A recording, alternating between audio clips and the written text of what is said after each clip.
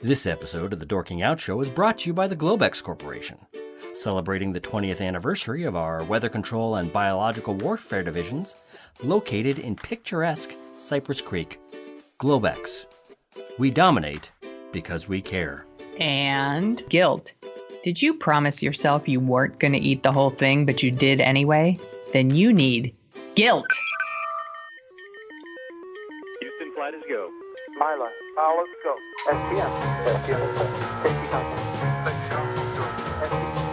From Assignment X, Amalgamated Storytelling, and thesoniashow.com, it's Dorking Out with Sonia Mansfield and Christopher Allen Smith. Welcome to episode 61 of Dorking Out, a podcast for people who like to dork out about stories and the stories and culture that we love.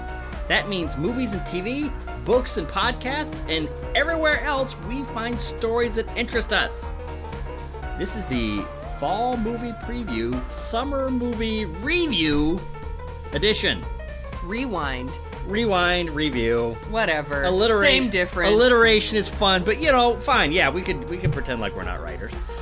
With me today is my co-host, professional writer, believe it or not, and author of The Sonia Show,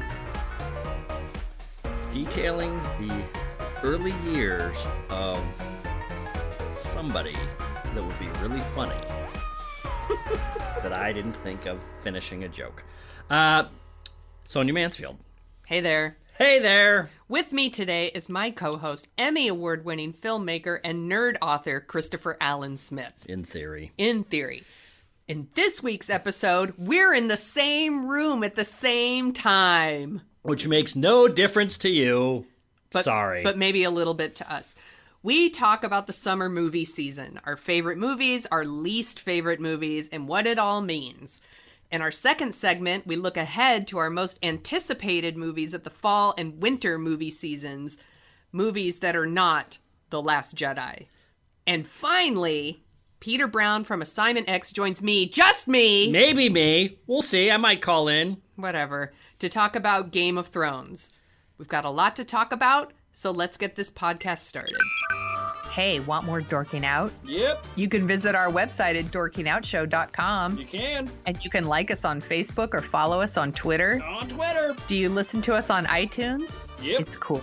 It's cool. We won't tell anyone. Nope. Please, take a few minutes out of your busy day of pretending to work while you watch cat videos to give us a review on iTunes. Cat videos! For some reason, iTunes really cares about reviews, and it helps us attract more listeners, and you want us to have more listeners and be popular and cool, don't you? Yep. Of course you do. Yeah. And now, on with the show. Yeah. It is almost an annual ritual of movie critics as Labor Day approaches to bemoan the state of summer movies and complain about how everything is too loud, too harsh, too dumb, too brash. Insert your complaints about comic book movies here. But I assert, as the summer of 2017 comes to a close, it was a pretty good summer. It was a pretty good crop of summer movies, even if those movies were from a relatively narrow slice of movie genres. Now, we're going to do something that movie reviewers almost never do when they do their summer movie previews. That is, we are going back to look at what we talked about, talk about the movies we saw, talk about the movies we liked, talked about what the movies mean, and we are going to talk about the movies that we picked out in our summer movie preview, and we are going to eat some crow. Well, you are. Well, we'll see. Interesting fact, to start an argument if you want. Of the 25 or so summer movies that came out this summer that we would kind of pay attention to on this podcast, from May 1st to the end of August, that's how, we're kind of defining summer for us. 10 movies were rated over 80 on Rotten Tomatoes. 6 were rated under 20.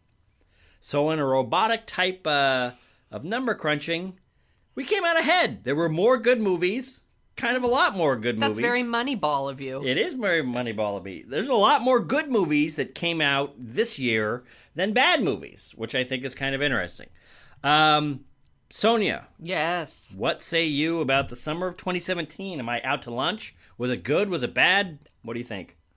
I think it was pretty good. I think Wonder Woman is really, like, that's the movie of the summer, right? And not only did it make the most money, but it's Yes. a really awesome movie. Yeah. Like, and I feel like it's been a long time since we've had a movie like Wonder Woman that's number one, like, week after week, that everyone's still talking about, like, a month later. Like, I feel like a lot of movies come out, and then, like, 2 weeks later, we've moved on to the next thing. And I think Wonder Woman kind of had the staying power that we don't see a lot, but I feel like we used to see all the time. Yeah, definitely. I remember, and I believe we've talked about this on the show. Back Maybe not. Back in my day. Back in my day, Raiders of the Lost Ark came out, and it was in the Century Theater in Concord, California, for a solid year. Yeah. You could go see Raiders of the Lost Ark in June 1981 and in June 1982. Yeah. Because it was that popular and that big. And even a huge hit like Wonder Woman, I mean, Guardians of the Galaxy that came out at the beginning of the summer, it's already out on VOD. You could already buy it. Yeah. It's quick. I mean, it made like a ton of money. I don't want to say like Yeah. it wasn't a good movie. It is Yeah. a good movie and it made a ton of money, but I feel like Wonder Woman was the movie that stayed it's still like in the theater Yeah. all summer long. Everybody's still talking about it. Like, I just saw some people the other day and they were like, I'm thinking about seeing Wonder Woman. Like, they still haven't seen it, but they're That's still crazy. talking about it. And they're like, maybe I'll go see it. Yeah. Yeah, no, it's Including good. my husband. And it's funny because you talked about movies that, come and go. It's just, remember Alien Covenant? That came out. I tried to forget. Snatch, that was a movie that came out. That was a thing. Pirates of the Caribbean, remember that? Nope. Not now. Rough Night. I technically I saw it, and I know we talked about it on this podcast, but Yeah. I cannot remember one thing about Right. Rough Night. Do we want to talk about... Well, keep going, and then we'll talk about, like, the movies that we picked. Okay, yes. All right, go ahead. I'm going to do a rundown, because actually, when you look at it on paper, this is actually... I'm only going of the top-rated movies, and also a lot of the movies that I liked. Guardians of the Galaxy, Yeah. really high. Wonder Woman, really high. It Comes at Night, which I believe is a horror movie that we did not see, but it's got an 88 Rotten Tomatoes, and maybe we need to circle back and check that out. Yeah. Baby Driver, 94. Which I love. Spider-Man, 92. War for Planet of the Apes, 93. Dunkirk, 93. I don't know why, but there it is. Yep. People like that movie a lot more than us. They Have do. you talked to people about Dunkirk? I have. Because all of my coworkers are like, I love Dunkirk. I thought it was amazing. And I'm like, Yeah.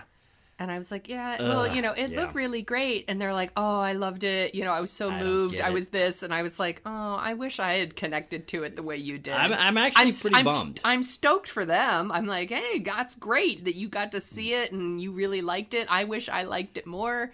I Yeah. understand why people like it. It Yeah. just didn't. I've talked It to just didn't click for me. a lot of the people that I've talked to were kind of on our wavelength, which is, yeah, it's good, but it left, Right. left them wanting. But the response that this movie's gotten is crazy. Detroit, another really good movie, 84, and then Lucky Logan, which comes out in a week, or it comes out at the Hey, end you of this didn't week. mention Girls Trip, 88. I did. I'm going to come back Okay. to Girls Trip. Lucky Logan, Steven Soderbergh's new movie, Yeah. which I am very excited for. Right. Girls Trip, 88, huge hit. That's kind of like the comedy hit of the summer. Yes. We didn't talk about it on this. We talked about Rough Night. Did we talk about it? Mentioned Girls Trip. We did. You talked about Valerian, the City of a Thousand Planets, and I talked about Girls Trip. Here's something. Speaking of forgettable movies, Yeah. I know that we talked about talking about that on the show, but did we ever actually Yeah, do we it? did. Oh, wow. Sorry, listeners. I'm forgetting. Girls Trip is really, really funny. That's right. Okay, that's It's right. Yes. really, really funny. Like, Okay. surprisingly fun. Like, I knew, like, it'd be like, ha, like, you know, a couple of good laughs. I went with my lady friends, you know, and I was like, we'll get a couple of laughs at it, and we'll have a glass of wine or whatever. And instead, like, it was way funnier than I thought it was going to be. Right. And more what I think everyone wanted Rough Night to be. Like, we all, like, Rough Night had, like, a whole plot line about, like, killing strippers and trying to hide bodies that nobody cares about for that audience. Like, they just want to see, like, chicks getting wild, basically, and then bonding. Yeah. Yeah! We picked the wrong one. We backed the wrong horse. We had a whole segment on Rough Night when we should have had a whole segment on Girls Trip. I agree.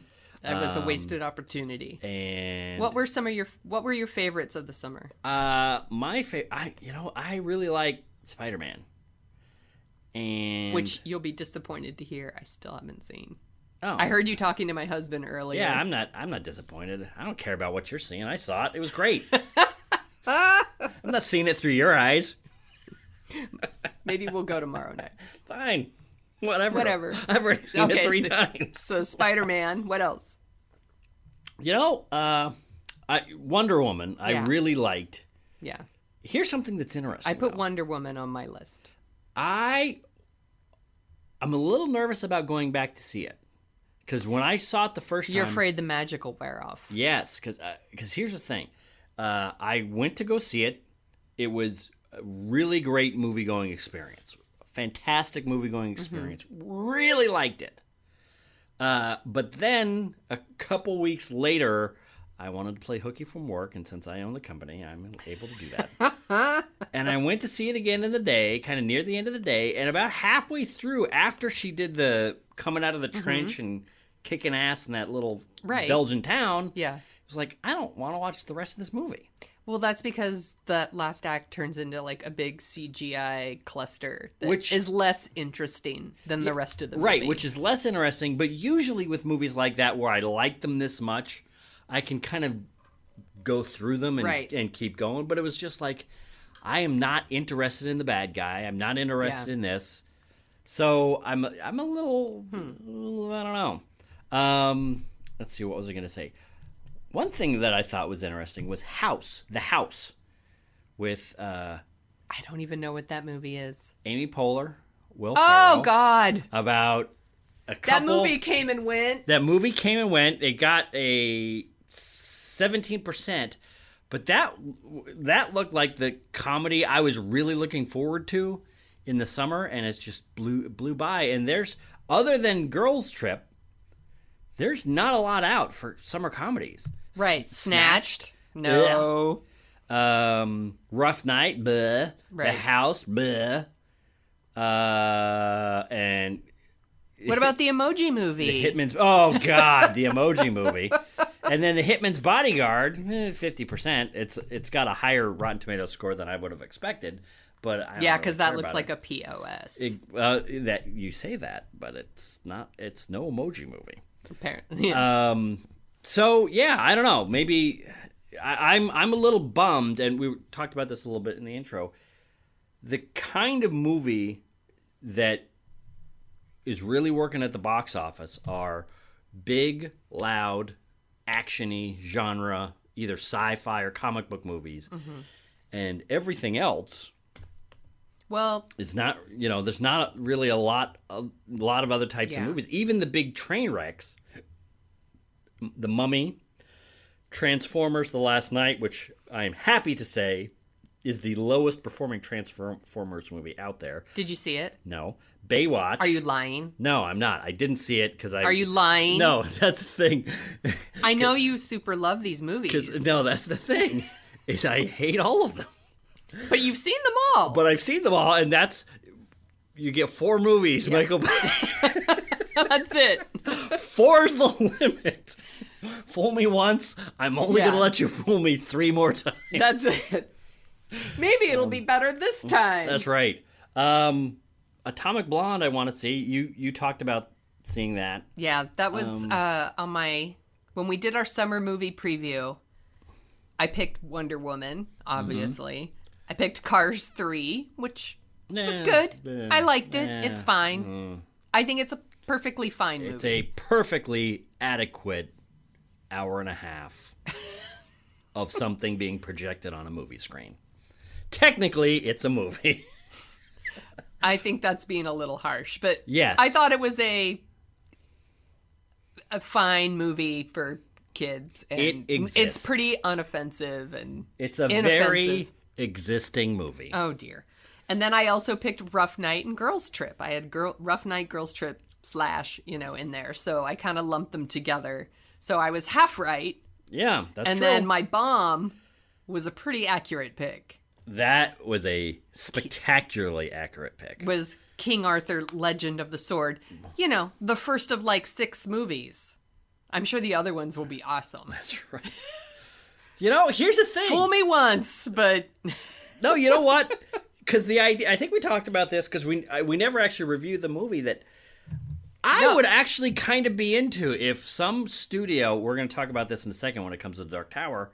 If some studio said, we are making a huge, epic, Pirates of the Caribbean, magic-infused King Arthur thing, I would be very interested in that. Yeah, but that's not what this looked like at all. That's originally what this was started out as. Then rumor has it that they essentially remade the entire movie in reshoots and changed it from the first movie in a whatever to whatever the train wreck it was. And what's funny is my honorable mentions were Atomic Blonde and The Beguiled. Both movies I really want to see, still haven't seen. That's right. The Beguiled. What's The Beguiled about? Oh, wait, that's the Civil War, whatever. That's Sofia Coppola. Yes. Yeah, no. I still want to see it. I just haven't seen it. Yeah. What were your summer movie picks? My summer movie picks, and I believe that we had a guest on for the summer movie picks that picked my favorite movie, what turned out to be pretty much my favorite movie this summer, which is Spider-Man. War for the Planet of the Apes, which I really did like, but I didn't love it as much as the second one. Although, and I actually liked it the best of the 3. I am exceedingly interested in where they're going to go. What makes me sad is War for the Planet of the Apes is kind of underperforming. So it's an open question of whether or not we are going to get any more Planet of the Apes movies in this series. So, yeah, there's that. Then, Dunkirk, which, as we discussed, was kind of a disappointment for us, even though everybody loves it. Yeah. And I took a flyer. I took a risk. And I believe I admitted right out of the gate that this could have been a train wreck. Yeah. And it wasn't a train wreck, but my God, what a mediocre movie. The Dark Tower. Just such a strange... It's not a King Arthur or what your pick of the bomb was. No. But actually, here's the thing. I want to say this last thing about Dark Tower. So it's this 8-book series that they essentially wrote a 9th story that happens after the 8 books of Stephen King's Dark Tower series happens. Can you imagine? And I've heard this actually in several places, and this is something that we talked about, so I feel we had our finger on the pulse of the critiques of that movie. Yeah. Is that they hinted all this stuff that they never end up showing us. Yeah. Can you imagine if the Star Wars series was Return of the Jedi, but then like a $65 million version of Return of the Jedi, where they don't explain Darth Vader, they don't explain Luke, they don't explain what Jedis are. Right. They start out with Han Solo, but because of budget cuts, it's not even like a Jabba the Hutt barge fight. It's just they break into some place and it's like, they beat one person up and get Han out or whatever. They beat up one person. That's what this movie, the more I think about this, I can't think of a bigger missed opportunity. Yes, exactly. In pop culture in the last 10 years. Why they wouldn't just start at the beginning, I can't even fathom it. I don't understand the logic of, we're going to start at the end, make up an end, actually, because this doesn't even exist in Stephen King's world. And then maybe we'll start from the beginning. It's like, why wouldn't you just start from the beginning? Yes. Well, that's what's so confounding is, so on the day that The Dark Tower came out, they announced that they were going to do a TV show, which is based on the book, Wind Through the Keyhole, I think, which in chronological order is the first story in the whole series. I hate that stuff because what it means is, hey, we know our movie's kind of crap.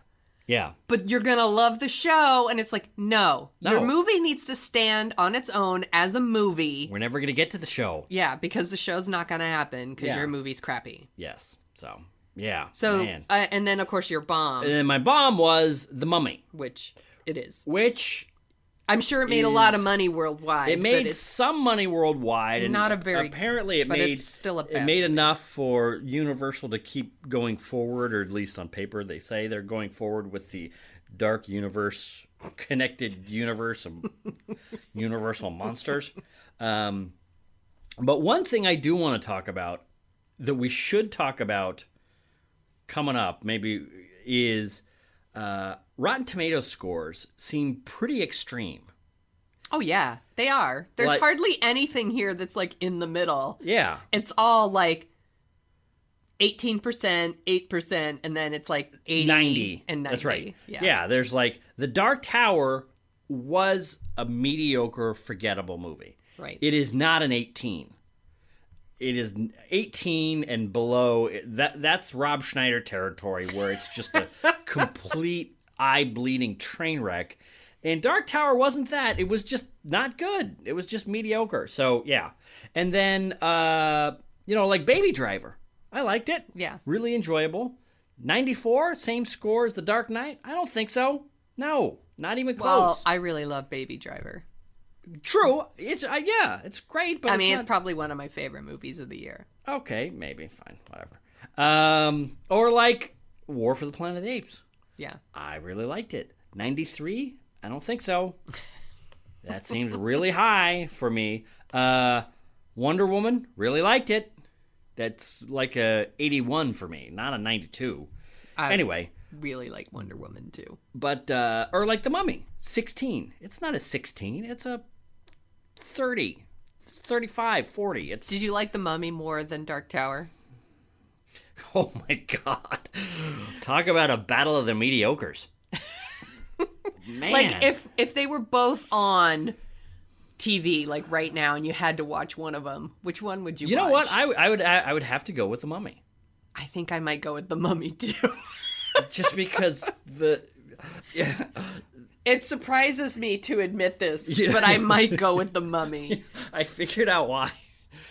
So The Mummy is like, all right, it's Tom Cruise always tries really hard. There are little moments that are kind of enjoyable, and it's bad in a lot of ways that are kind of fun to watch.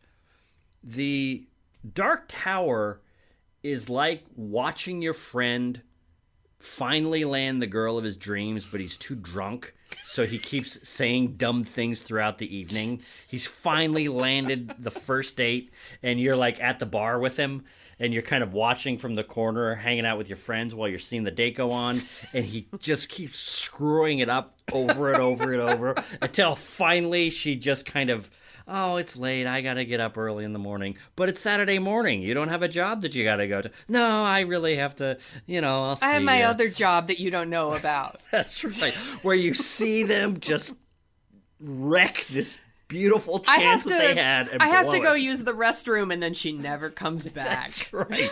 So there's this level... Not that I've done that. There's this level of pity and uncomfortable just... that I can't... I think Dark The Tower, Mummy might be more of an entertaining mess. Yes, than The Dark Tower. Dark for Tower, sure. just Because it's so dour and yeah. like it's just like there's nothing fun in it, and it's at least The Mummy's an entertaining, fun mess. And when so I guess if I had to choose, when I think about what those people had to work with and what they did, I can't tell you. I'm almost. By the way, they're both terrible. Yes. I am suppressing the fact that one of the major creative forces in the Dark Tower is also one of the major creative forces in Star Trek. I know. Discovery, and every time I think that as we inch closer and closer and closer to the Dark Tower, or I'm sorry, to Star Trek Discovery, my anxiety level is just clicking up and up and up, and I am not happy with it. No. So I guess the upshot is pretty good summer, pretty happy with it.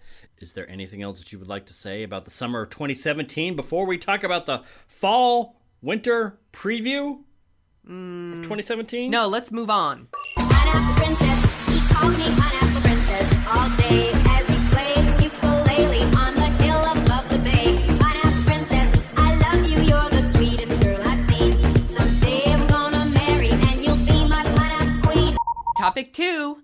Now that we've looked back, it's time to look ahead. There are so many movies, but so little time. We've weeded through all the lists and picked the cream of the crop, at least to us, for our fall/winter movie preview to share with you, our favorite listeners. You might remember that last year we divided our list into a fall movie preview and a winter movie preview, but then we got into a fight about the cutoff dates, and you got a fall movie list that was 3 months worth of movies and a winter movie list that was about 6 weeks worth of movies. That was 1 month worth of movies. Yes, so it wasn't very fair. Instead, we're combining them, but to make it more challenging for ourselves, because we love a challenge, we're only picking 5 movies each. So let's start with you, Smith. What is one of the movies you're looking forward to the most this fall winter movie season that is not The Last Jedi? That's right. Actually, we do need to. We've kind of made some sort of word that I can't remember. Disparaging remarks maybe at the beginning to say, "Oh no, movies that aren't The Last Jedi." But that's because we are so insanely excited about Star Wars Last Jedi. Like we were just going to fight over who gets to put it on their list. And so like that's a given. In a weird way, to stop the fight, we're not having it on either list, which now that I'm saying it out loud seems weird. I'm most looking forward to... Psych! Gotcha, Mansfield! Damn it! I'm looking most forward to Star Wars. All right, then No. You need to remove something else. No. Okay. I'm just joking. I have to say, first I would like to start with my 3 honorable mentions. Oh, for Christ's sake. Just kidding. No, go ahead. Whatever Blade you want. Runner. Coming out October That's an excellent 6th. pick. Blade Runner 2049, directed by Denis Villeneuve. Who did The Arrival, which did was The like Arrival. one of my favorite movies recently. Who did Enemy with Yeah. Jake Gyllenhaal a couple years ago, and that's a weird movie. There's something about the Blade Runner world that I really like. There's something about that music and that look that just looks so and I from the previews, I'm excited about it. The log line is a young Blade Runner's discovery of a long buried secret leads him on a quest to track down former Blade Runner Rick Deckard, who's been missing for 30 years. All right. And got then it. they face an unexpected situation. That's right. And Cersei plans against her enemies. Anyway. I'm really excited for Blade Runner 2. Like, this could have easily gone on my list. I don't really have... I've kind of tried... I've stayed away from reading anything about it. Right.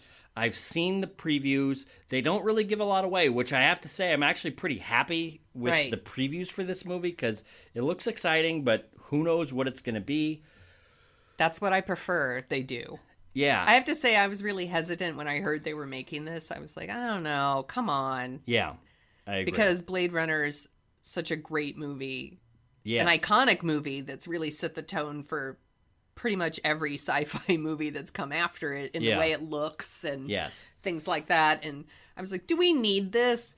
But I'm still kind of excited and super curious. So here's one thing I want to throw by you is this was announced a couple years ago when Ridley Scott was also working on Alien Covenant. Mm-hmm.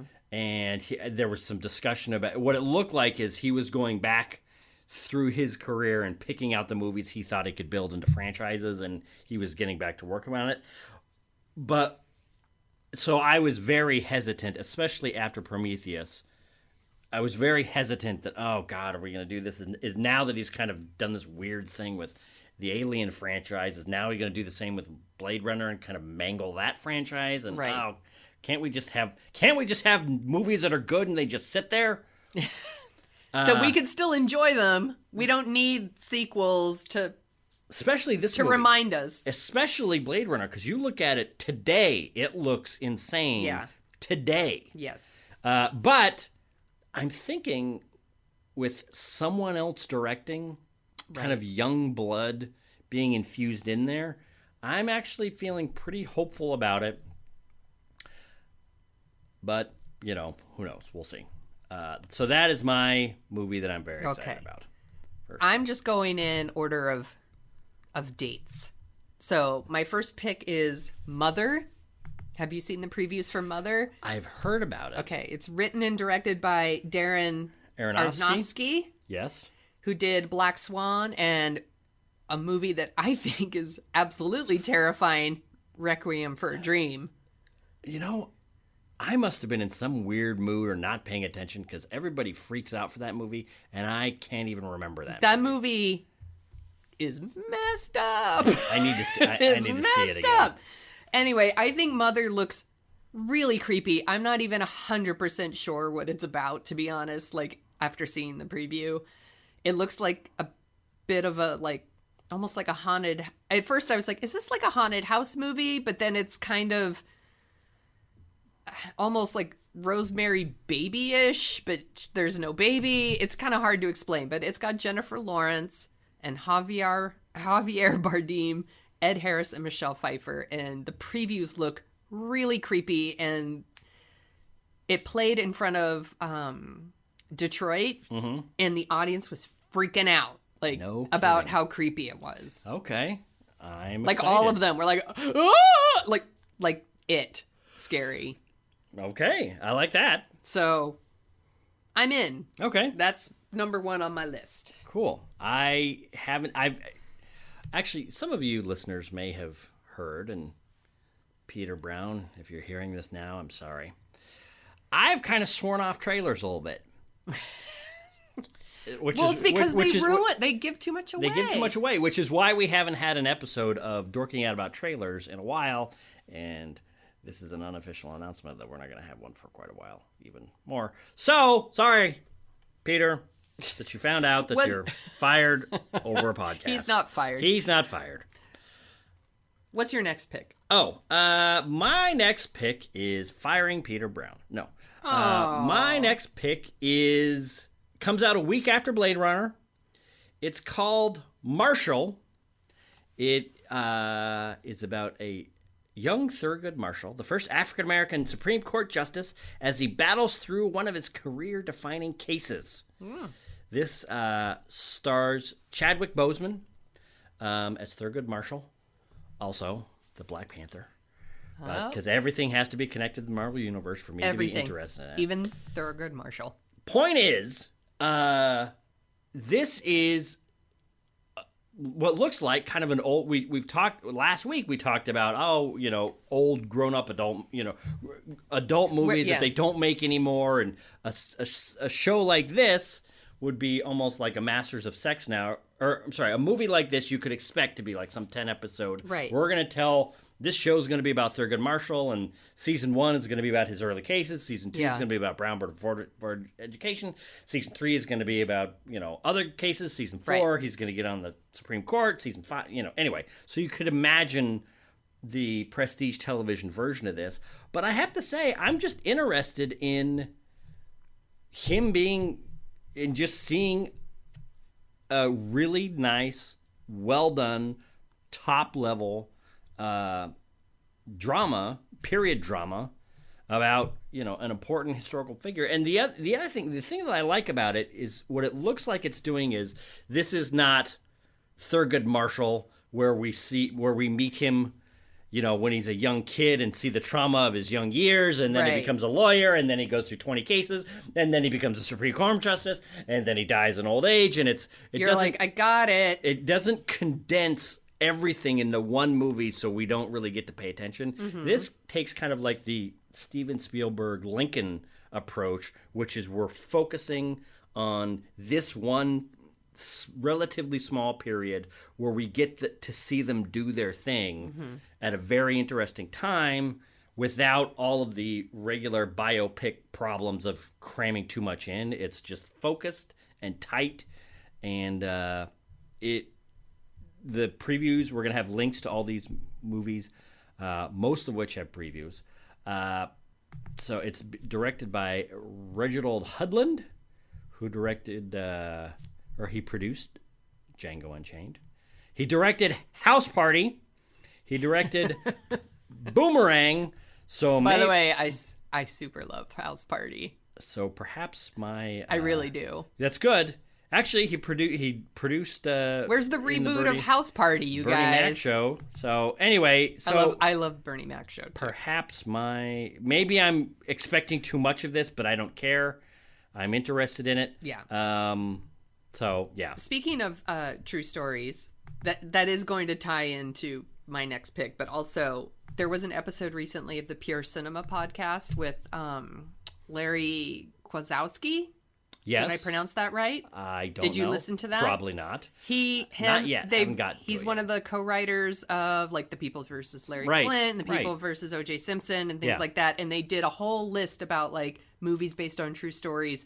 And they had like a really good interview with him about like their process and how they decide on the stories they're going to tell and like the arc of their characters and not doing like birth, life, death kind of stories and stuff like that. So yeah, for listeners, for you, that's right. it's a really good episode. Pure Cinema podcast. Now that I think about it, my favorite biopics, only one of them does the birth to death, and he doesn't even really do birth to death, which is Gandhi, which is young lawyer. He's already a lawyer to his death. But the reason that movie works is because it's like 3.5 hours long. It's great, but it's a huge movie. Well, you know, you can really get into it. These guys, this is their thing, right? They write those types of movies. So it's like Ed Wood, right? Larry Flint, O.J. right. Simpson. That's right. Like, this is their... Lawrence of Arabia starts with him being an army officer at the beginning of the war, ends at the end of the war, doesn't tell Lawrence's whole story. Yeah. Anyway, all right.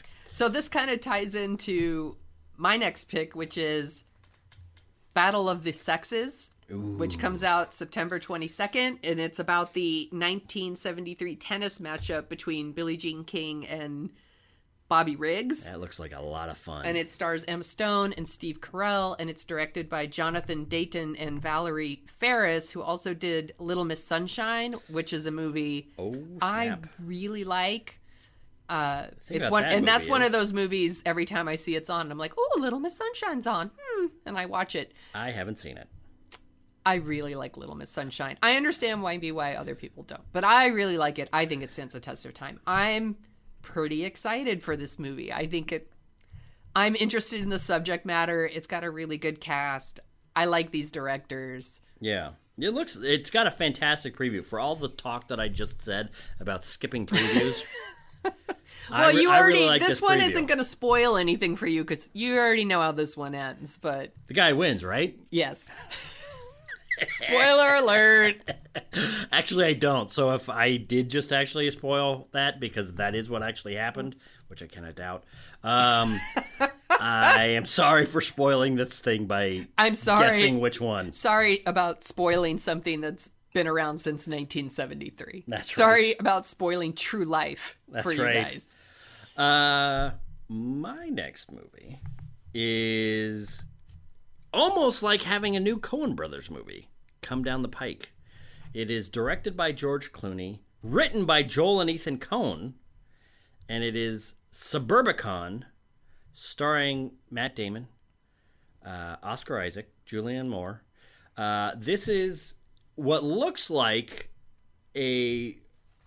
another of the millions of movies that Hollywood makes to make fun of suburban life in the 1950s. Right. This Hollywood seems to be obsessed with that thing. Anyway, but it's actually what looks like kind of like a funny, weird Ethan Coen Brothers story about a guy that gets in over his head with the mob, and instead of being the kind of weaselly Lester Nygaard type character, he actually fights back against the mob, just this suburban dad or whatever, and it looks really dark and really weird and really funny. And I gotta say, watching the preview to it, it looks like a Coen Brothers movie. Yeah, it kind of reminded me of Barton Fink. Yeah. And I don't know exactly why, but not just because of the Coen Brothers. Something Right. about the tone of it Yeah. seemed very Barton Fink to me. And Yeah.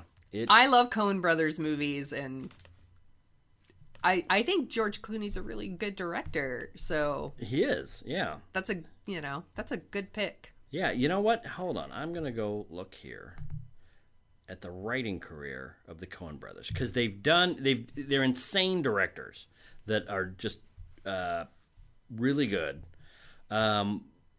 But they also wrote Bridge of Spies, which I really like, for Steven Spielberg.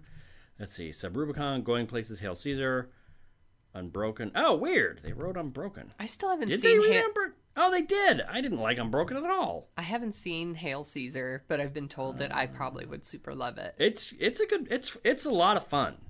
So anyway, all right. So Coen Brothers looks great. Also, I'm telling you right now, The Ballad of Buster Scruggs, coming out on Netflix in 2018, is already one of my most anticipated I don't even know what that is. pop culture things of 2018.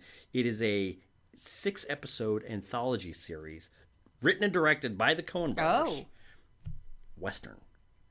It's Sweet. all Westerns. So, Okay. there's that. Sorry. I'm going to go ahead and put that on my list. Sorry to no, you're not. I already had it. So, Suburbicon coming out October 27th. Here comes one of my obvious picks. I've already talked about this movie multiple times, but I'm going to bring it up again. I am downright giddy to see Thor Ragnarok. Yes. I'm redonkulously excited. There's something about the look of it. There's something in the preview that's just like, oh, they made this comic book movie just for me. Like the look of it and the music and everything in the preview. I was like, oh, I really hope the movie really is like what they're showing us in the previews, because it's speaking to me. Like, I'm really excited for Thor Ragnarok. I think I really love Chris Hemsworth as Thor. I think he's like a full-on movie star. Like, he's got like the it factor. Yes. I'm excited to see him with the Hulk. I love Cate Blanchett. It's directed by the gentleman whose name I can't remember right off the top of my head, and I feel so terrible. But he did What We Do in the Shadows. And, which I hear is fantastic. oh my God. My cousin. Okay, you need to see What I We Do know, in the Shadows. I know. My cousin Ryan has been telling me for years. Tico Yeah. Tai Let's see if she can do this. Taika Let's see. She can't do it. She Waititi. blew it. Yeah. Yeah. No. I wait. suck at that. You need to do Anyway, it. he did that, and he did Hunt for the Wilder People, and they're both really... Isn't it Wilder People? Yes, it is. It is. Thank you. They're both really good movies, and I'm really excited for this one. Cool. This was originally on your list, and then I stole it I off am your almost. list. Well, here's the thing. I am almost to the point where I need to stop talking about Marvel, because Yeah. every No, single. I almost I didn't- love it. It's great. No, but here's the I thing. almost didn't put it on the list because I was like, ugh, duh, this is like a Last Jedi situation where I was like, duh, of course we're excited about Thor. But but let's think about this, because we do usually 3 of these a year. 2018 preview, or like a preview at the beginning of the year, Yeah. preview at the beginning of the summer, preview at the beginning of the winter. Now there's going to be a Marvel movie in each one of those, and if we were just going to say, all right, you know what, we're just going to do 2018 preview, 3 of those slots would be taken up. I say By Marvel I say movies. for our 2018 preview, we do no Star Wars, no Marvel, No, here's and what, pick some movies that are different. because we're kind of doing that. No, here's what we need to do. We just need to have the Marvel slot. They don't get 3 movies. Yeah. Okay, I'm in. We get the Marvel You get- slot you get where we're a- going to talk about all three of them. Yeah. Because until further notice, they're all going to be good movies. Thor looks great. I can't imagine it being a train wreck. Black Panther looks pretty interesting. I can't imagine it being a train wreck. Mm-hmm. Then we have Avengers, Infinity Wars. That will be interesting. Now that I'm thinking about it, when I think about all the balls that they have to juggle, and we'll talk about this in our 2018 preview in a couple months, when I think about all the balls they have to juggle for that movie, I'm a little worried. It makes me sweaty just thinking about it. It does. It's not good sweaty. All right. So anyway, back to the task at hand. Yes. Molly's Game is my next pick because of one, Aaron Sorkin.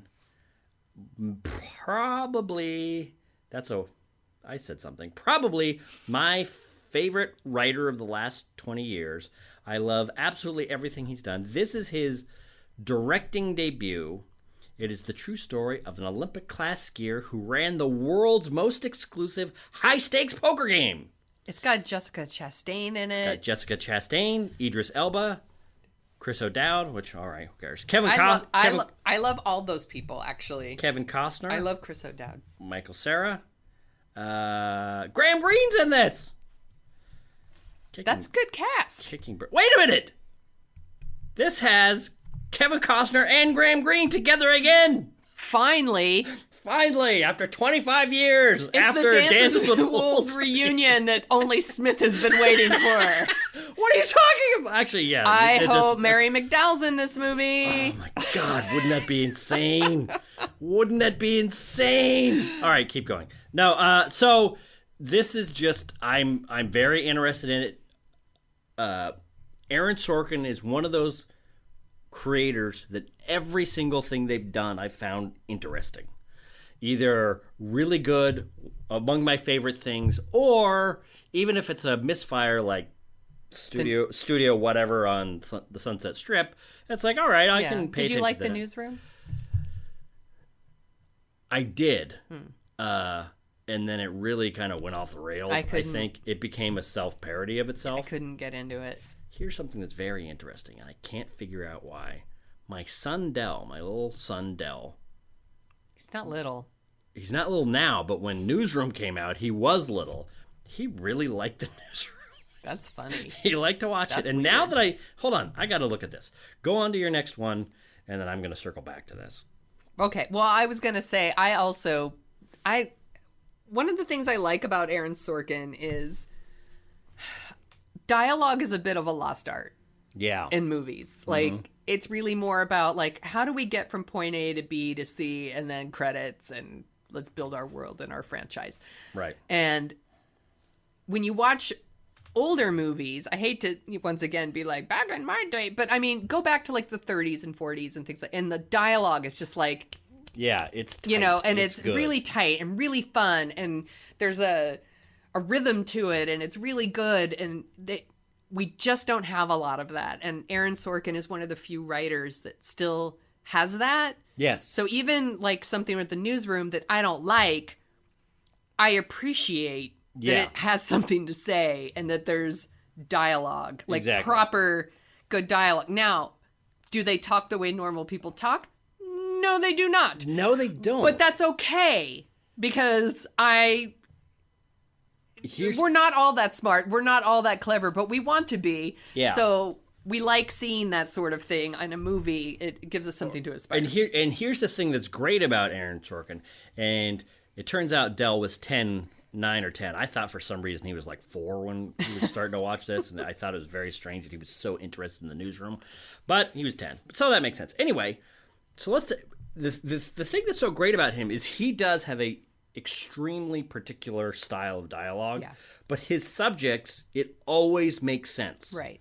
Like, you know. Well, in Sports Night, everyone sounds the same. Everyone everyone talks in the same style, but it makes sense that everybody would be that fast because they're like they got to go. And West Wing was the same way. They got to go. They have to be in order to have those jobs, they have to be kind of at that level of competency. West Wing, the same thing. Charlie Wilson's War, same thing. Congressmen and high-powered, CIA operatives or whatever. The Social Network, a bunch of hyper-verbal lawyers and super smart programming people. Moneyball, he did a rewrite on. Steve Jobs, do we really need to say why Steve Jobs? He did is so American hyper-verbal? President too, right? He did American President. And then movie. Molly's Game here. Oh, and here's what's great. This is actually a 2018 thing. Wow, this is another thing.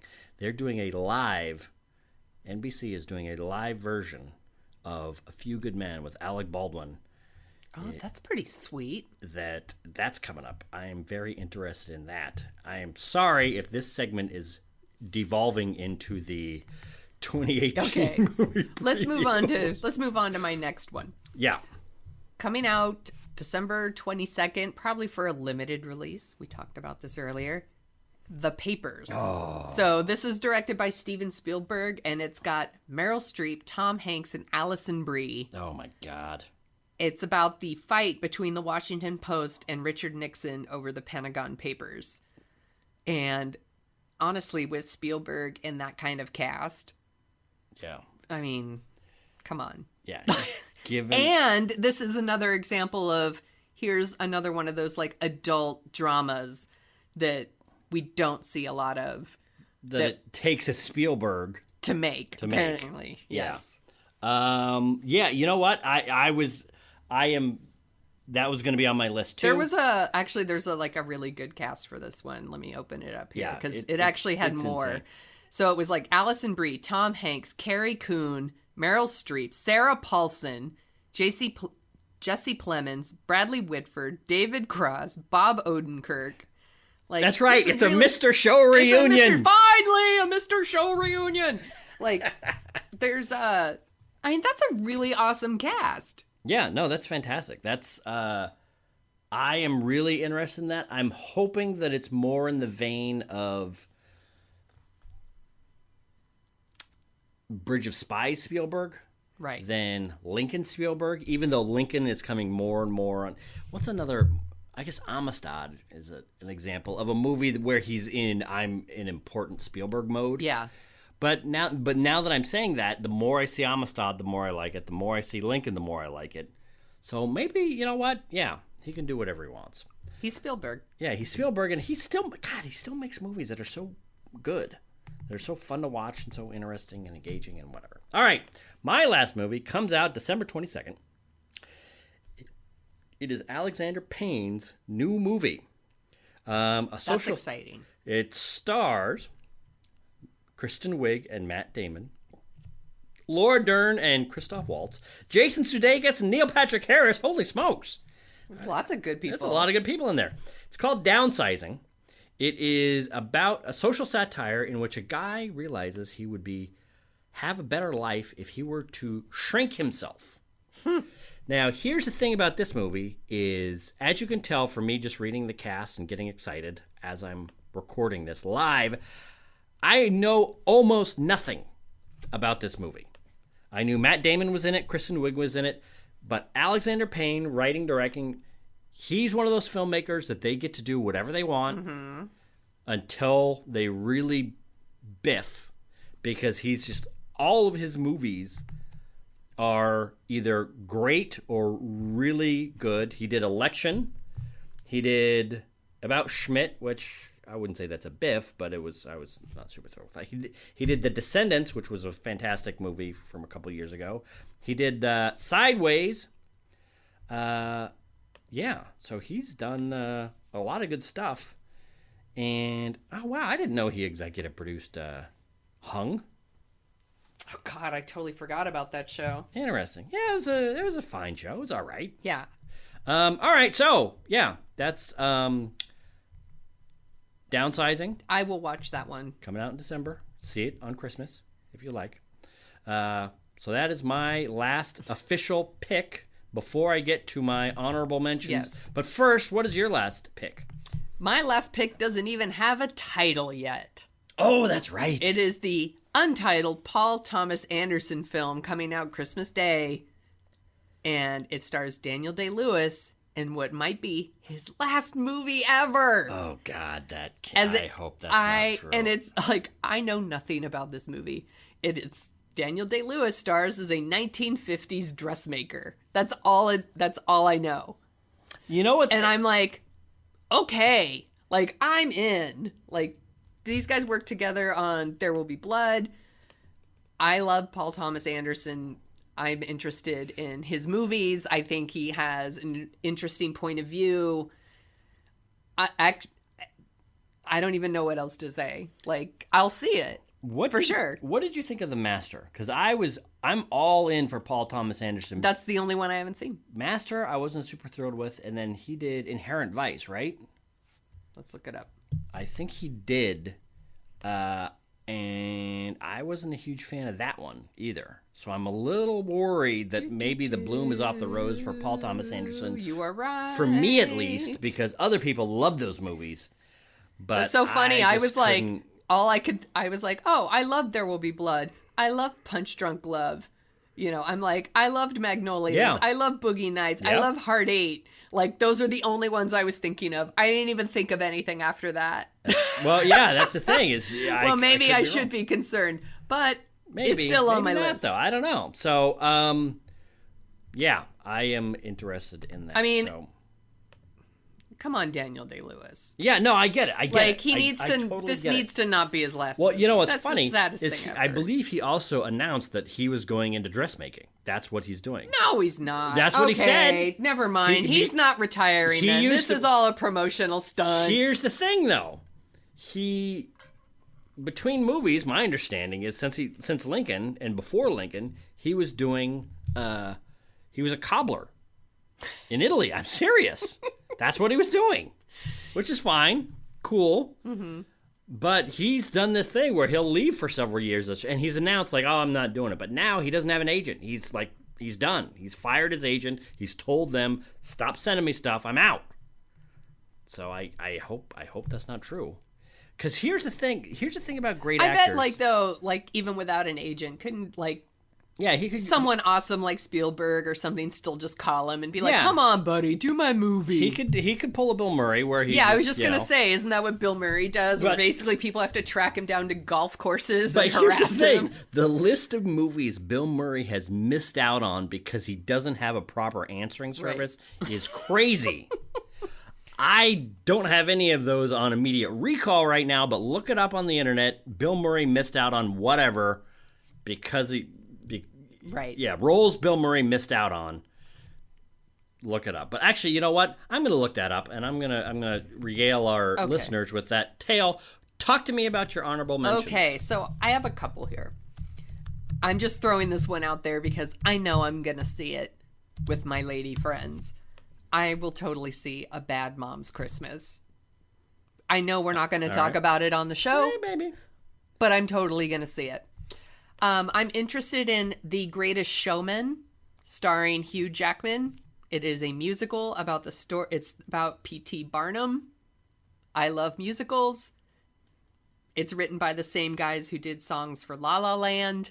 Okay. So that's an honorable mention. And then my last one, it's called 3 Billboards Outside Ebbing, Missouri. And it stars Frances McDormand as a mom whose teenage daughter is murdered. And then when the local police don't do anything about it, she takes over 3 billboards and writes awful things about the police on it in kind of a... Ooh, I kind of like It's that. a dark comedy, and a kind of like a little small town war ensues, apparently. No, I haven't heard anything about that. I had heard about I'm it when interested. she got cast in it, and I love Frances McDormand. I think she's awesome. Mm-hmm. And I just think the idea sounds really interesting, so I will... It's on my list of honorable mentions. What are the Bill Murray movies that he missed out on? Well, according to a 2015 story in the Washington Post, Fake news. shut up! God, I hate that meme so much. I can't even tell you. He missed out on Bad Santa, which, meh, all right. Yeah, he'll live. He missed out on voicing Sully in Monsters, Inc. No. He missed out on The People versus Larry Flint. He missed out on... As in, he would have played Larry Flint? Apparently. According to weird. director Milos Forman, claims Bill Murray never returned his calls. Oh. He That's missed out on Who Framed Roger Rabbit, Oh. The Squid and the Whale. Let's see. So, yeah, missed out on Shrek. Well. Also, he turned down, these are some of the movies he turned down. Calvin and the Chipmunks. All right. Well, that's smart. Alvin and the Chipmunks. Calvin and the Chipmunks. Calvin is my son. Alvin and the Chipmunks is the movie. Here's what's funny is I would watch the hell out of Calvin and the Chipmunks. Oh, I would too. Alvin and the Chipmunks, Boogie Nights, Forrest Gump, Gung Ho, all right. Kindergarten Cop, all right. Rain Man. Can you imagine Rain Man can you imagine Bill Murray in Tom Cruise's That's role? a very different movie. It is, but man, also Toy Story. Then, according to another thing, I can't imagine he has any regrets, though. He's Bill probably Murray. not. Hold on. Is this another list? Hold on. Bill Murray does whatever he wants. He does, but I just wish he would do more. I just wish he would do more. Yeah. So We anyway, all love Bill There's Murray. actually, I'm sure there's a couple on this list that I have heard that I can't remember. Hold on, maybe this is it. Lost Rules from Bill Murray. You know what? I'll do your own Googling on your own time. Yeah. Yeah, I know you didn't ask me to do this, but now I'm going to What are ask. some of your honorable mentions, Smith? Honorable mention is Kingsman: The Golden Circle, directed by Matthew Vaughn. Never- We are going to review this movie. Well, you are. Later in September. I don't know what you have against this movie. It is. I haven't seen the first one. You should. It's a fun, good poppy movie. All right. It is fantastic. Kingsman and the Golden Circle. Excited for that. Justice League. I am not super interested in it because I've learned that whatever magic might be in store for seeing Batman, Superman, and Wonder Woman working together, DC is still in the process of getting their what together. Yeah. So who knows what this is going to turn into. I love seeing the new previews, though, where they're really playing up the Wonder Woman. I do, Guess too. what, you guys? Because the first preview was like, it's got Batman. It's Batman all over the place. It was Batman, and now it's like, you guys, psst, it's got Wonder Woman. That's right. It's almost a Wonder Woman movie. Come see it. That's right. So that's on my list. That comes out November 17th. We are going to be talking about that one as well as The Kingsman. Well, we'll definitely be doing Justice League. Here's a movie that we might not be talking about, but I am still interested in because it's directed by Rob Reiner, who is one of those directors that I love like crazy. He did... Hold on. He did North. You love North. Exactly. That's the problem. Listen to this guy. Listen to what this guy did. Starting in 1984, he directed This Is Spinal Tap, classic. Sure Thing with John Cusack, which I really like. I love the Sure Thing. Stand By Me, The Princess Bride, When Harry Met Sally, Misery, A Few Good Men, Holy, you know what? And then in 1994, his momentum stopped like a freight train going off a bridge with the movie North. He did American President. Then he did American President. But North is the one that resulted in a famous movie review. That's right. Look up Roger Ebert's North review. Holy moly, he hated that movie. Did you ever watch... There was a Comedy Central roast of Rob Reiner. There was. It was a while ago though, and Richard Belzer just read the review of North. It is really, really funny. But so that is why I love Rob Reiner. However, Misery. Yeah, exactly. Did you say Misery? Misery. Okay. A Few Good Men. Yeah. So it's classic. Then he does North. The American President's good, not fantastic. Then he does Ghosts of Mississippi, which is kind of a pretty self-serious drama. Then The Story of Us. What's that? Alex and Emma? Yeah. Okay. The Bucket List. Flipped. I don't know what that is. I'm like, my dad super loves The Bucket List. Is that actually? Wait a minute. Isn't that the one with like Jack Oh my Nicholson God, and it Morgan is! Freeman? Yeah. Rob Reiner directed that? Yeah. That's one of those Oh, movies wow. where can I tell you a random story? Yeah, tell me a random story. So my sister signed my parents up for like Netflix or Amazon Prime. I can't remember which, but she connected it to her account. Uh-huh. So my dad ordered like The Bucket List or whatever and watched it. And then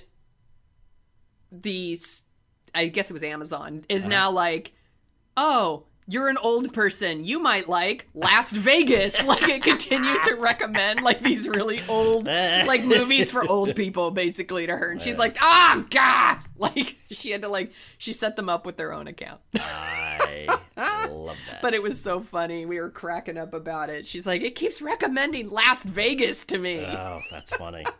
Anyway, point is, now that I think about it, I haven't even mentioned the word. He's directed a movie. So what's his movie? On LBJ, starring Woody Harrelson, who is always fantastic. Who's LBJ? He is Just the kidding. president, Sonia, who was president during a very contentious time back in the 1960s. Oh. Those are the years that what happened. happened? Those are the years that happened before you were born, except for how many of the 1960s? I wasn't born in the 60s. You weren't? No. I thought you were born in 69. All right. Nope. Nice try. Sorry. Anyway. How dare you? Oh, are you gonna? I thought you were a feminist. You don't care about numbers or age or whatever. You're gonna get. I get really offended? don't. I was born in 1970. All right. How dare you? Well, I'll tell you how I dare. I just did. So yeah, Jennifer Jason Leigh, Woody Harrelson, and C. Thomas Howell. Oh, Soul Man. Soulman. Bill Pullman's in this. Poor C. Thomas Howell. Yeah, That's Richard not what Jenkins. he deserves to be remembered So for. I am really interested in this movie, even though it seems like he's in the twilight of his career, maybe past the twilight, so God knows how good this movie's going to be. It was completed in 2016, and apparently it's been kind of making the festival circuit. So who knows if it's going to be any good. I don't. But I'm still interested in it. I am holding out You hope. love history stuff. I love history stuff, and I love a good Rob Reiner movie. But now that I'm talking about this and going through his film history, it's been about 20 years since he's directed a really good movie, which is kind of depressing. I see that you also had here written down a dishonorable mention. Were we going to list... Did you want us listing movies that we didn't want to see? Well, you know what? Yes and no. I did not put any movies on here. I didn't put on any movies. Okay. Or I put on this one movie, because if you've seen the preview to this movie... I have not seen the preview to this movie. It is insane. I think I'll put a link in the show notes. The movie is called 9/11. Oh. So think about back on 9/11. What's it about? Exactly. Think about how, we're going to be careful of this. You know, you can't too soon. It's like you're not going to make a movie about the shooting of JFK in like 1972 or whatever. However, Charlie Sheen. I almost did a spit take. onto her computer. I almost ruined Sonia's computer by mentioning Charlie Sheen in a 9/11 movie. Oh, it's because he's disgusting. But anyway, continue. Whoopi Goldberg and Charlie Sheen in this movie. What the... Yeah. What? It's called 9/11. Comes out September 8th, just in time for 9/11. Can I... Oh, no, hold on. Wait, Actually, I have a... this is what I was going to say. Okay.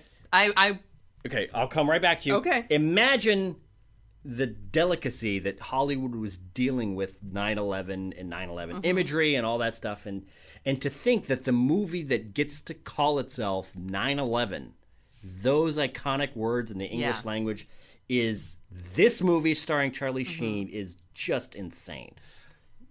I was wondering is this one of those like Gary Marshall type movies, like New Year's Eve or Mother's Day? Oh my God, no. No. So it's No. it's not a romantic comedy. No, but wow. Does it star? It's like Charlie Sheen, Whoopi Goldberg, Ashton Kutcher. Oh wow, that Michelle. would be a hell. That's not what it is. That is not what this okay. is. Just checking. That just would checking. be.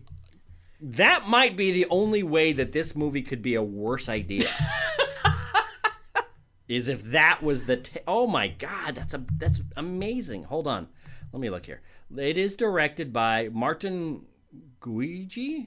I don't know who that is. Guigui is how you spell his last name. So that's interesting. All right. Is he a real person? Oh my God.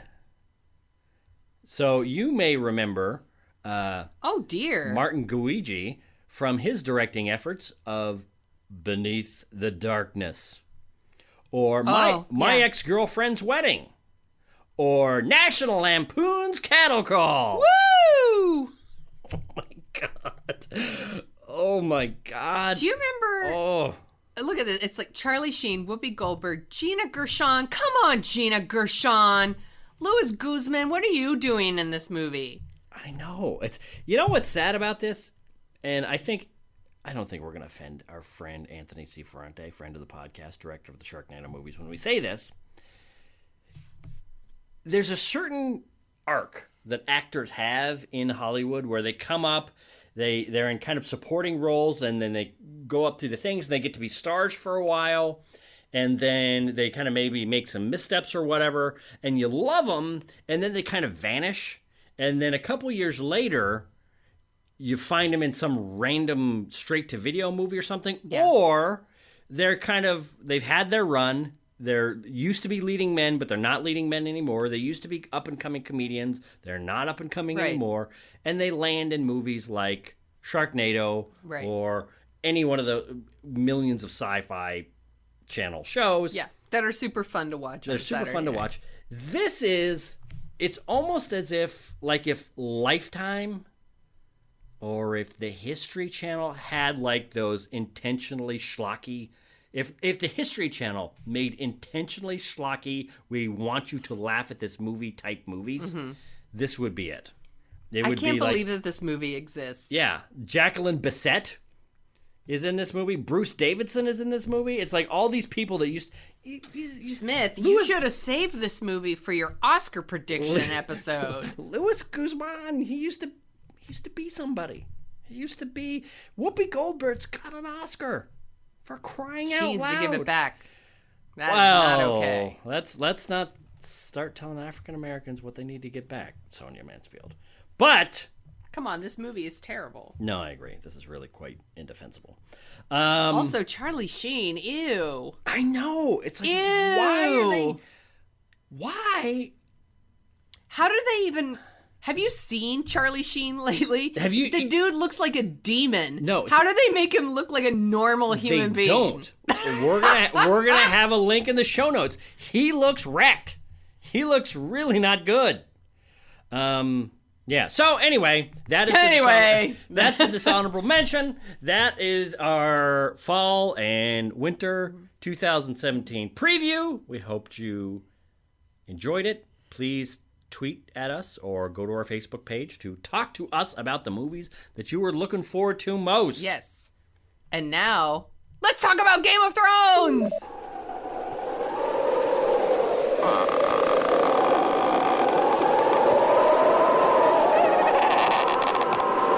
Now it's time for our status check on Game of Thrones Season 7, Episode 6, Beyond the Wall. Joining me, as always, is Peter Brown from Assignment X. Smith had to sit this one out. I guess his priorities are just not in the right place. Exactly. Anyway, there will be spoilers, so consider yourself warned. Here's a quick summary. I didn't take this from like a Game of Thrones wiki or TV guide or whatever it is that Smith takes it from. I wrote it myself. Oh, very good. I know, I'm so old-fashioned. Won't be so generic. Well, we'll see. So here's Cersei deals with a problem. there's some tension. The end. No. So Jon Snow and his ragtag group of misfits go beyond the wall, Magnificent Seven style, to catch a White Walker to prove to dueling queens Daenerys and Cersei that the White Walkers are so hot right now. It doesn't go super well. Dany flies her dragons in at the last minute to save the day because Jon Snow is the luckiest bastard ever. And one of the dragons is killed by the White Walkers, which means the White Walkers now have a weapon of mass destruction. Oh, and Littlefinger continues meddling between the two Stark sisters, and it's working. So, where should That was very good. That was really good, actually. Oh, thank you. I actually put some thought into that. Yeah, that was much better than what we usually get. So, Yeah, you make sure to mention that to Snick next week. So, Peter, what did you think? So, let's see. So, I've been waiting for this episode to come out all week. Like, I have not read a damn thing on the internet because of the leaks and the hacks and all that stuff, and I didn't want to get spoiled at all. Yeah, And, it was spoiled for me, Peter. I know. So, Well, I thought that you had watched it, like, right away with me. That's why I texted you that. I was like... Peter texted you were me, and right. he was like, somebody was right. You were right about the dragons. I'm like, thanks a lot, Peter. I was like, oh, sorry. Oh, no. It's fine. It's fine. I'm usually right about stuff, so, it's not really a spoiler to me. But, like, I can't remember, like, in the longest time, like, anticipating a show or, like, even a movie as much as I have for this episode. Wow. I was counting it down with my wife. I was like, only 2 hours. 2 hours till GOT. And then I was like, 1 hour till GOT. I was like, 7 minutes till GOT. Let's go, Like, we got to get the kids upstairs so they, Hurry up, chop, chop. Yeah, so this was a pretty good episode, I have to say. I do have a little bit of nitpicking. Yeah. But for the most part, I mean, this was a lot of fun, and it was a lot of what we had hoped it was going to be, I think, in terms of just the action and what was going on. And I got to give you credit. You definitely called it when you said that Daenerys, don't call her Dany, would fly in with the dragons and save them, and she did that very thing. And I was actually pretty surprised because I didn't think that was going to happen. I thought something else was going to go down. I mean, that's what I said I thought would happen last week, and then I thought during her conversation with Tyrion that it was becoming more and more obvious that she was going to do that because she doesn't listen to his advice anymore. Yeah, so much. Like whatever he says, she's going to do the opposite. I thought this was a really good episode too. I mean, probably just like you, I kind of have like some minor quibbles where, I was like, well, that doesn't really work or that doesn't make sense. But it's still really entertaining. Definitely. And, and of course, like, okay, so the show puts me in this weird position because I'm like, are we just at the point of the show now where like we know main characters are not going to die? Yeah, you know what? I've been hearing a lot of. Actually, I read a few things just real recently here about like people kind of saying that exact same thing. Is that there is no more kind of anybody can die on the show like there was in previous seasons, and that they don't really like that anymore because it kind of removes kind of any kind of tension or mystery you might have with who is going to die. Yeah. So because I mean, it pretty much seems that Daenerys and Jon are death proof. I was really kind of shocked that not as many people died in this episode. The guys who died in this episode, they might as well have been wearing a red shirt, right? Exactly. That's what I wrote in my notes. Is that beyond Theros or whatever, like it was just a handful of red shirts that died, and Benjen got it at the end, and that was like just a throwaway almost. So it was like I assumed that somebody was going to die, so I was a little bit disappointed in that. I guess that's kind of one of my nitpicks that I was going to that I was talking about. It's so weird because I don't want to root for people to die. Yeah, like it's like I'm glad that everybody lived, but at the same time, it kind of removes the dramatic tension. Yeah, when you know that they're all just going to walk away or fly away on a dragon.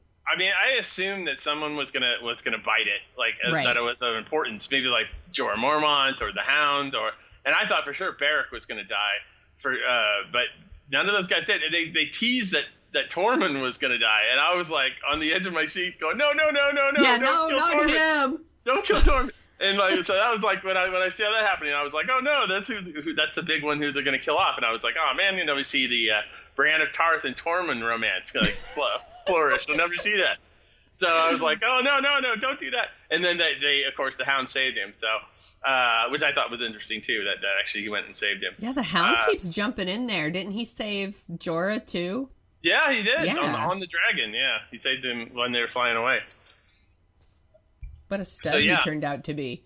But it was just so funny, like, the idea that, I mean, those two guys, I was like, of course it's like the two dudes that I'm like, you never had a story arc, so long. Yeah, exactly. But, we have seen them a bunch, but, they're, in the grand scheme of things, how much weight do they actually have on the show? So right. I was expecting both of them to go for sure. I really enjoyed all of them, as they were like on their quest, basically on their mission. And I loved how they basically kept bringing up like how they've wronged each other. Yeah. Over the years. It's like, you sold me to a witch. Well, you did this, well, it was a bummer when everyone killed your dad. Well, I betrayed your dad, like all this stuff. I also liked the whole comment or the conversation between Beric and Jon Snow when they were talking about the Lord of Light, and they were both like, "We don't know why we're still alive or why we keep being brought back from the dead, but there must be some sort of grander purpose for our lives being still here."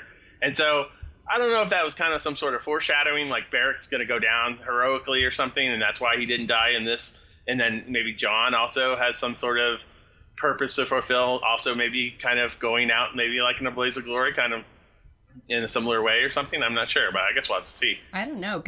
So they mentioned multiple times in this episode that Dany, don't call her Dany, Daenerys can't have children. They mentioned it over and over, and now like her and Jon are like obviously in love, and I'm like, is this show gonna end with like this totally like, and now I'm pregnant, wee! Like, surprise pregnancy or something. I felt it felt like they were trying to like really hammer it home. Like, she can't have kids. Yeah, they did kind of hammer that in, and that makes me think that they might have a little incestual thing going on pretty soon. Well, that's the only kind we get in Game of Thrones, right? Well, and apparently the Targaryens have a long history of kind of incestual relationships, apparently. So do the Lannisters, So apparently. do the Lannisters, obviously, yeah. But apparently the Targaryens also have kind of a lineage of lots of inbreeding. So I guess it wouldn't kind of go beyond it's not uncommon, I guess. Is what right. Were you sad when the dragon died? Well, I was going to ask you that, because I know that you have a very big attachment to the dragons, and Viserion definitely died. It's so sad. No, it did make... I didn't cry. I thought maybe I would cry, but I didn't. But I did get very upset, even though I felt like maybe it was heading that way. Yeah. And it was upsetting, and... it sucked to, like, watch them drag it out of the water and... Zombie dragon. Yeah, I mean, come on, zombie dragon. I know. But here's the thing, like... So, that sucked. Like, I don't want to watch dragons die, and even, like... I don't like to watch animals die, even, like, fake ones. It sucks. But it's important to show that the White Walkers are a serious threat. Like, they're not just nothing, Well, like, she'll just fly in with her dragons and burn them all up, which is what I'm pretty sure I said last week. So, sadly, this kind of had to happen to, like, make them a real threat. Well, I really like that the Night King, sees these three dragons come, and they're torching his entire army, right? And he's just sitting there, doesn't even care. Yeah. He's above it almost. It's like he's above all of it. And he just like slowly takes out a spear and just tosses it, just kind of casually into the air and kills a dragon. Oh, that's it. No big deal. So that definitely kind of shows that they're definitely a threat. And obviously, Daenerys now knows how much of a threat they are. So Right. that's something that'll change maybe how she approaches things now. I don't know. We'll see.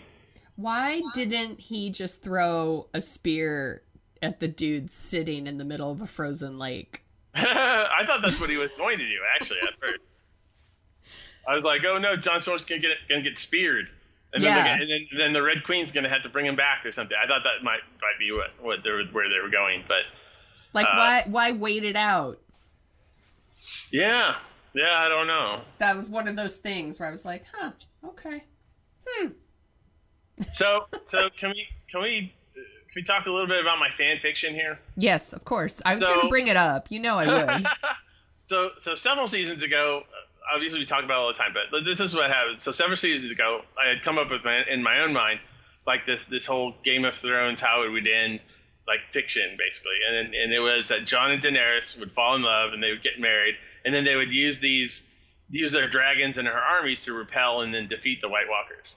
So now we've kind of seen some of that come to pass, obviously, and especially in this episode, we've seen a lot of that. Yeah. And then they had that whole moment there at the end where they were longingly looking at each other, and Jon even kind of pledges his faith to her, and then she kind of pulls away. So I was kind of wondering, was it just that she has had too many lovers kind of come and die by her side? Is it that she kind of realizes he's kind of a zombie too now because she saw the big scar in his face? I was She's like, oh, scars, turn off. That's a pretty gnarly scar too. He has a whole bunch of them. But I was like, oh, maybe she's gonna fight all the undead, and not just the White Walkers. I kind of took it as it was like a really vulnerable situation she was in, and it was like, well, that's enough of that. Like maybe like almost like she didn't want to be that vulnerable with him anymore. Or so, that's kind of how I took it. I think it's more like they're clearly in love with each other, and maybe she feels like she can't afford to be in love with him, or maybe maybe she feels she needs to keep her options open. She's got to keep her eyes on the prize, maybe. Yeah, I don't know. I guess we're gonna for this love stuff. Yeah, she doesn't really have time for dating. Yeah. She's really busy. Yeah. I love that she was like, nobody calls me Danny. Yeah, she's like, I think my brother called me that, and that's not going to end well for you. So, well, it's kind of funny that she said that, like, my brother called me that, and then he called her that. So, it's almost like they're related. And then they are. How interesting. So, what do you think about Littlefinger and his meddling? So yeah, you know what? This is another one of my little nitpicks that I had with this episode is that we kind of went from like 0 to 100 with this whole Arya Sansa feud, like in no time, and like I think they've rushed it quite a bit, and Arya hasn't even seen Jon Snow yet, so and she's defending him like tooth and nail. So I don't know. It seems I'm a little confused as to what's going on here and why she's like they were happy to see each other, and now she's like totally threatening her. Right. Like, outright. She's like, I'm gonna carve off your face. It's right. I found it to be really frustrating too. It is also one of my little nitpicks that I put in my notes. Is that it doesn't seem believable to me. Right. I'm like, why wouldn't she believe that Sansa would write a note like that under duress, and that she should be like, well, you should die before you write that stupid note? Yeah. It does seem a little haphazard just to say, oh, you should just kill yourself instead of actually doing what they want to do. Well, and Arya is so smart, and Sansa knows that like Littlefinger's a total manipulator. Yeah. Why? It's like, God, why are the Starks so stupid? You're so stupid. Like, he's manipulating you again. Yeah. And they're both falling for it. I definitely feel like it's kind of being rushed. And that's kind of what I was talking about last week, is that I was hoping that things probably wouldn't be rushed just because there's not that many like episodes left, and that they would rush things. And this kind of seems like they're going to do it. My hope is that Arya, who, you would think with the faceless man training, is maybe just playing along at this point, Right. and knows that Littlefinger's pulling the strings, and so she's just kind of like playing along to kind of get to the end. But I don't know. It doesn't seem that way. But that's my hope. Is that I hope that she's kind of already kind of figured it out. Yeah. That part really frustrated me. Yeah. Also, why does Littlefinger talk like he's Christian Bale and Batman? It's like everything is like, well, maybe you should send Brienne of Tarth to the meeting. Or maybe you should turn her against Arya. He sounds like Batman. I didn't actually catch that, but you might be right. Yeah. I don't know. Maybe there's a serious voice. It is a very serious voice. So I guess my other nitpick was one of the other ones I had was the whole kind of swerve with Jon Snow drowning. Like, I was like, they already did that this season with Jaime. So I'm like, let's not do it again. And luckily, they just kind of resolved it very quickly like that.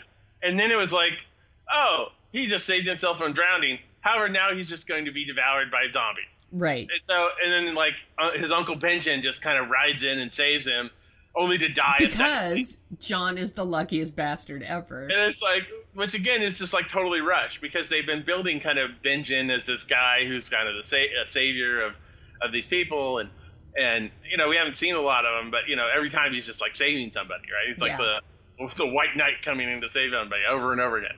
And like just to say, oh, there's not time. I can't jump on the horse with you. Yeah, I was like, wait a minute, what?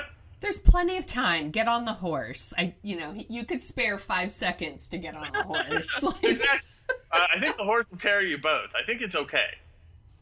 Yeah, I thought the exact same thing. So that was a bit rushed again and a little bit picky. But yeah, I was kind of like, how many death swerves are we going to have with Jon Snow? Because at this point, we kind of know they're not going to like kill him in just the second to the last episode. He's going to die towards the end of maybe next season, if at all. Right. So, I hope not at all at this point, too. I hope not at all either, but, you never know where the show will go. But. So next week's episode is the season finale already, yeah? Yeah. God, it just flew by. I know. It's not right. We need more. We do, but sadly we're not. And then next season we only get 6. I'm going to be so sad when it's over. So next week is what they're all going to be like kind of in the same room together, yeah? Yeah, well, did you watch the previews to the next episode? I did, and I was trying to figure out what was happening. I wasn't 100% paying attention at that point, to be honest. There was it looked like there were 2 things going. It looked like the Unsullied and the Dothraki were both at King's Landing. Okay. And they were all there waiting to maybe attack. I'm not sure. But then they also showed the kind of meeting between everybody. And Jon kind of saying, hey, the real threat is the White Walkers, not each other. So, I don't know. Maybe they'll have that at the beginning and then maybe there's a fight later. I don't know. Yeah. I did like that Sansa was smart enough to be like, I'm not doing that. Like, it sucks that she sent Brienne there because, why would you send, like, the one person that is 100% loyal to you when you're kind of all alone in this castle and your sister maybe wants to take off your face and you got creepy Littlefinger walking around and, so that's kind of a bummer. But I guess I kind of viewed it as they were getting rid of her just in case they had to remove Arya. I guess that makes sense, too. So, because if Arya was to attack Sansa, and then they had to do something about it, Brienne of Tarth would be in there and defending her. So then we have, if they're all in the same place, then that means Jaime will be there. So then you have Brienne and Jaime in the same place. Then you've got the Hound there, who she, left for dead. So we might see the Hound in the mountain fight, which everybody's been talking about. Oh my God, everyone's been talking about that forever. And of course, maybe Tormund will be there too, and maybe Brienne gets some action. But I think she would be disgusted by that. Oh, that reminds me of Tormund's and the Hound's conversation. It's like, oh, the tall woman? Yeah. He's like, you mean Brianna of Tarth? He's like, yeah, that's her. Oh, yeah, we've had dealings. Or we've met, or whatever. That's what he said. I love that he's like, I want to have giant babies with her. They would rule the world. She would be disgusted by that conversation. I love Tormund. He's the best. Him and Davos are the two actually, best. How about a spin-off of those guys? You know, the wacky adventures. That would be great. I would watch it. That's the sequel to Game of Thrones. It's a buddy comedy. I would be totally into it. It's just a half hour. It's got a laugh track and everything. I love it. Yeah, they actually already have that chemistry too. Because like last episode, Davos said, "Oh, I'm not going to go because I'm not much of a fighter." And Tormund just basically says, "Yeah, you're not." I do love them. That's why I felt weird. I was like, I don't want to root for people to die. That's why, because I like a lot of the characters that are left, so you don't want bad things to happen to most of them. Yeah. Oh, you know what? Speaking of like people traveling far, like this has got to be the most time travel episode ever, right? Because we see them go like beyond the wall for a long time, and then Gendry, who obviously is the fastest man alive, runs back all the way, and then they send a raven, and then Daenerys is there the next moment. So it's like, well, are we not thinking only a is few he days a good passed, runner, or? he's a really good rower too, apparently. So we heard. Yes, he's a good rower and a good runner. Well, apparently. that's actually been like a thing of the whole season. Oh my goodness, are you okay? Yeah, sorry, Okay. I was trying to. It's okay. Didn't mute for some reason. Is like time is just running like all over the place. Like there is no like travel time anymore. Like people are just getting where they need to be instantly, and ravens are like email now. Like you're getting them instantly. Yes. Which I guess is fine. Like, I don't really want them wasting whole episodes on people like writing somewhere. So I guess I'm fine with that. Yeah, I mean, I guess maybe a day or two has passed while they were on that rock, because there was like, oh, we're going to freeze to death or whatever. But it sure seemed like it was like instantaneous. Yeah, well, they made it look like it was just a couple of hours. Yeah. So either Westeros is extremely small, or they just have some sort of time travel capability. Yeah, or Gendry's just really fast. He must be. He must be super fast. Get that guy in a marathon. Seriously. Is Is there anything else you want to talk about? No. Because we got through this super fast of just the two of us. Yeah. Well, we don't have someone just rambling on, so. He's holding us back. Well, we can just bust it out real quickly without him. Yeah. Well, since he's not here, I guess you and I can end the episode. Peter, is there anything else you'd like to say? I'll just say goodbye. Bye!